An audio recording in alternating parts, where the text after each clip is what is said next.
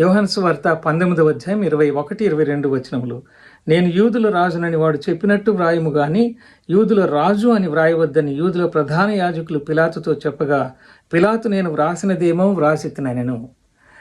యేసుక్రీస్తు ప్రభు మరణించడమే కాదు, ఆయన పేరు కూడా ఎన్నటికీ లేకుండా చేయాలని వాళ్ళు ఆలోచన చేశారు. యేసుక్రీస్తు ప్రభు మన కొరకు పాపం లేని శరీరాన్ని మన కొరకు అప్పగించి పరిశుద్ధమైన రక్తమును కార్చి సిలువలో మరణించి సమాధి చేయబడి తిరిగి లేవాలన్న ప్రవచనం నెరవేర్పు జరుగుతుందని వాళ్ళు గ్రహించలేకపోయారు.